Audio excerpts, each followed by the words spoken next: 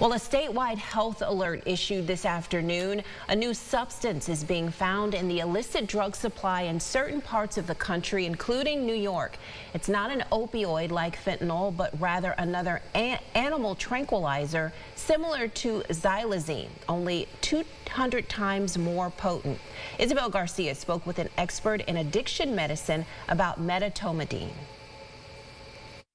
Doctors with Trillium Health tell me it's often a big challenge to determine what exactly is in the illicit drug supply in any community just because of the timeline of how substances are tested. One option, of course, is harm reduction, and that can simply start with a conversation. Dr. Stuart McKay is a staff physician with Trillium Health, double boarded in both internal and addiction medicine.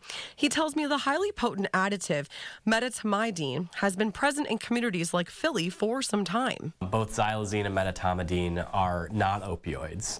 They're sedatives, and in this case, they're actually both animal sedatives. They're used as veterinary tranquilizers. In conjunction with opioids, they act synergistically and kind of increase the duration and effect of how long fentanyl and other opioids work, but they're also very inexpensive to make and manufacture, and so they can be added into the illicit drug supply to kind of cut and bulk it up. Locally, the Monroe County Medical Examiner's Office 2024 report shows a continued rise in xylazine presence and overdose deaths, appearing in 26% compared to a few years prior, where at the lowest it was 14%.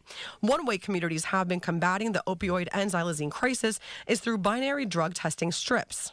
Unfortunately, we don't have those tests for medetomidine yet, so it's hard to say like if it's actively in the drug supply and affecting people.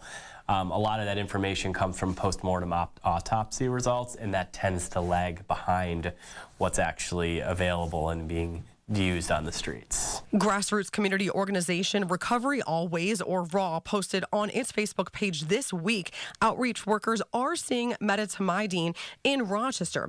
Dr. McKay tells me while there's been strides in society to reduce stigma, there is still a need for compassionate care and harm reduction, understanding addiction is not a title, but a treatable chemical change of dependency in the brain. Supplying stuff like Narcan, which can help with opioid overdose reversal.